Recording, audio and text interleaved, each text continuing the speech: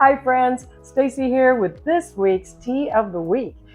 Summer is winding down. This is our last week for summer teas, and next week we will be getting out all your fall favorites. Don't worry, pumpkin spice, she's coming. And this week we are finishing up our summer teas, and the one that I wanted to show you today and make for you today is Peach Nectar. This is a really beautiful, lovely tea, and I'm going to go ahead and get it steeping while I tell you more about it. So this is our mason jar brew kit. We still have some of these left. This is a great thing for making a small pitcher of iced tea for yourself or just for the two of you for dinner, something like that. And as with all of these items that we love to sell for iced tea, they have an infuser that goes all the way to the bottom so you can have tea now or tea later.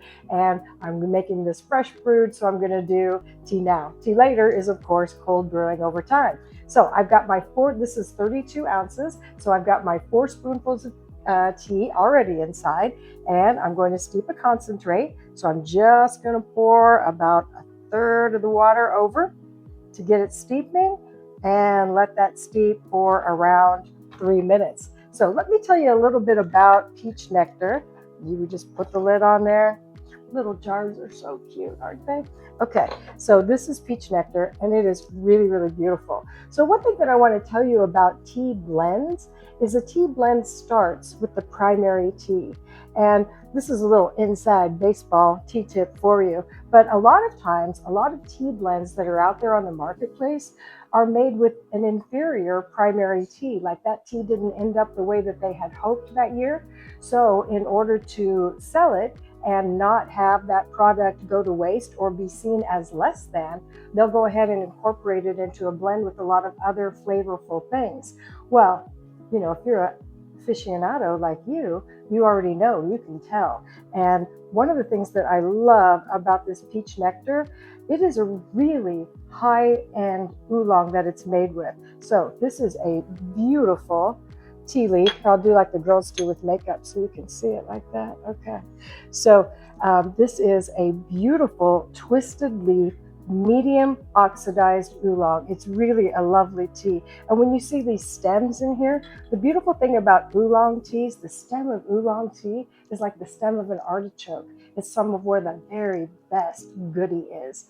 And so this is such a wonderful tea just because of the high quality primary tea that it starts with. And then to that, they add lemongrass and hibiscus and chunks of peaches. It is just, and who hasn't been enjoying those wonderful peaches this year? And so I think it's just great to close it out with our lovely peach tea. Wonderful flavor, delicious, hot and cold. People always ask if things are better hot or cold, and you know, that's up to you. They don't care what temperature you make them at, they just love you anyway. And so Peach Nectar, it comes out from that hibiscus. We start to see that wonderful peachy color come up. So I'm going to steep this, like I said, for about 3 to 4 minutes, and then I'm just going to finish it.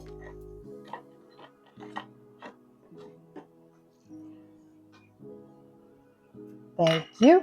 You can just do anything with a little help from your friends. Did you know that? Okay, so I'm going to remove the infuser, add cold water. Whenever you are icing tea that you've just freshly brewed, you want to cool it off a little bit with cold water before you go straight in with the ice. Some teas can cloud if you skip that step.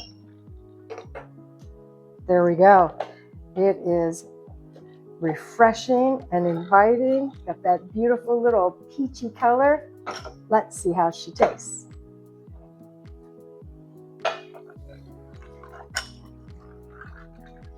This is a great little pitcher. You just snap the lid on, stick it in the fridge, and you're good for the rest of the day.